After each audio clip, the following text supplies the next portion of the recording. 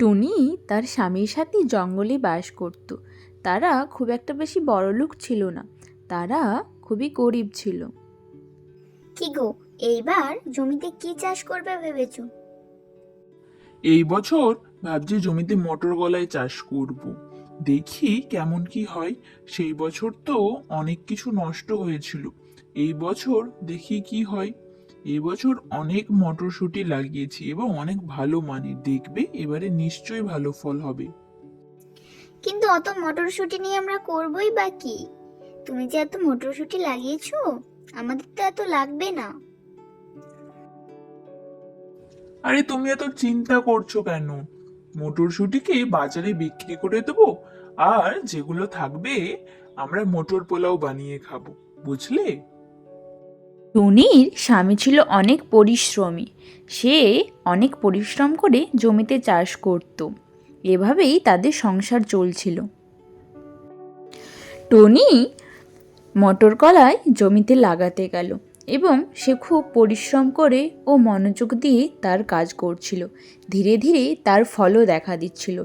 জমিটা মটরশুঁটিতে ভরে যাচ্ছিল।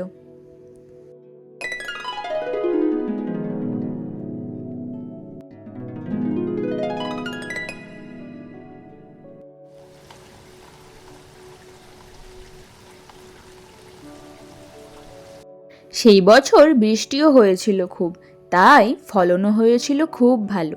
তাদের জমিতে ফসলে ভরে গিয়েছিল।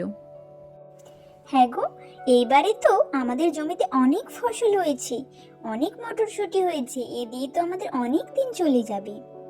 হ্যাঁ গো গিন্নি, আমি তো তোমাকে বলেইছিলাম এইবারের ফসল খুব ভালো হবে। দেখেছো না কত ফসল হয়েছে? এ দিয়ে আমাদের অনেক সমস্যা কেটে যাবে। এগুলো আমরা বাজারে বিক্রি করব এবং বাকিগুলো ঘরে রাখবো। ধীরে ধীরে তাদের ভালো ফসলের কথা চারিদিকে ছড়িয়ে যায়। একদিন এক ব্যবসায়ী আসে তাদের বাড়িতে।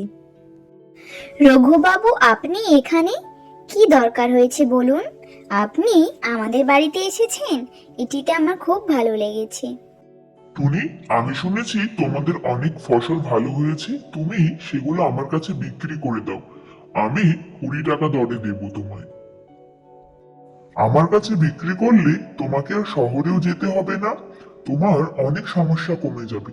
তুমি একবার ভেবে দেখতে পারো, আমি সব মটরশুঁটি কিনে নিতে চাই। কিন্তু রঘুবাবু, শহরের বাজারে তো 40 টাকা দরে বিক্রি হচ্ছে, তাহলে আপনি 20 টাকা দরে বলছেন। এই রকম হলে তো আমাদের অনেক টাকার ক্ষতি হয়ে যাবে। এমনিতেই তোমাদের এই মটরশুঁটি 2 দিন বাদে সেই খারাপ হয়ে যাবে। এবার তুমি দেখবে তুমি কি করো। আমার যা বলার ছিল আমার বলা হয়ে গেছে। এই বলে রঘুবাবু সেখান থেকে চলে গেল। অন্যদিকে টুনি কি করবে চিন্তায় পড়ে গেল। কি গো, এখন কি করবে? রঘুবাবুকে না বিক্রি করলে সে তো আমাদের জিনিস শহরে যেতেই দেবে না। তুমি এত ভয় পেয়ে যেও না, আমরা সহজে হার মানবো না। আমরা ওই রঘুবাবুকে কম দামে জিনিস বিক্রি করব না। দেখা যাক না কি হয়। আগুন লেগেছে জঙ্গলে, আমাদের ঘর পুড়ে গেল। বাঁচাও আমাদেরকে। হে ঈশ্বর, আমাদের ঘর পুড়ে গেল। টনি, জঙ্গলে হঠাৎ করে আগুন লেগে গেছে। আমাদের সব বন্ধু বান্ধবদের ঘর পুড়ে গেছে। আমাদের এখন ওদের পাশে থাকা উচিত। কিন্তু কি করে? আমরা তো অত বড় লোকও নয়, আমাদের কাছে অত টাকা পয়সাও নেই। আমরা কি করে ওদের এই সময় পাশে দাঁড়াবো? আমি তো কিছুই বুঝতে পারছি না। আমাদের চাষের যে মটরশুঁটি আছে ওগুলো দিয়েই তুমি পোলাও রান্না করো, তারপরে দেখা যাবে কি হয়। তোমরা চিন্তা করো না, আমাদের কাছে যতদিন মটরশুঁটি আছে ততদিন তোমাদেরকে আমরা খাওয়াবো। আমাদের যতটুকু আছে ততটুকু দিয়ে আমরা তোমাদের সেবা করার চেষ্টা করব। হ্যাঁ, তোমরা এখন থেকে আমাদের ঘরে থাকবে। টনি, তোমরা সত্যিই অনেক ভালো। আমাদের এই দুঃসময়ে কেউ আমাদের পাশে না এলে তুমি আমাদের পাশে এসে দাঁড়িয়েছো। তুমি অনেক ভালো টনি, ঈশ্বর তোমার মঙ্গল করুক। টুনি তাদের সামর্থ্য অনুযায়ী প্রতিদিন তাদের জন্য ঘরে রান্না করত। সে তার বাড়িতে থাকা চাল ও তার চাষের মটর দিয়ে মটর পোলাও বানাতো। তাদের মন ছিল অনেক ভালো। তারা নিজেদের সঞ্চয়ের কথা না ভেবেই সবার কথা ভাবছিল। জঙ্গলের সমস্ত পাখি তখন টুনির কাছে থাকতো এবং টুনি তাদের সবাইকে খাওয়াতো।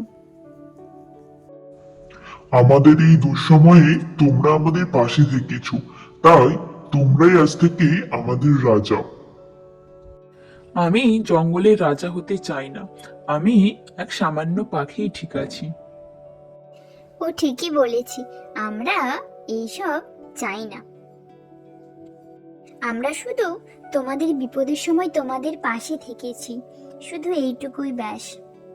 তোমরা আমাদের আশ্রয় ও খাবার দিয়ে আমাদের প্রাণ বাঁচিয়েছো। আজ থেকে তোমরাই আমাদের কাছে প্রভু। তোমরা না থাকলে আমাদের যে কি হতো তা আমরা কেউ জানি না।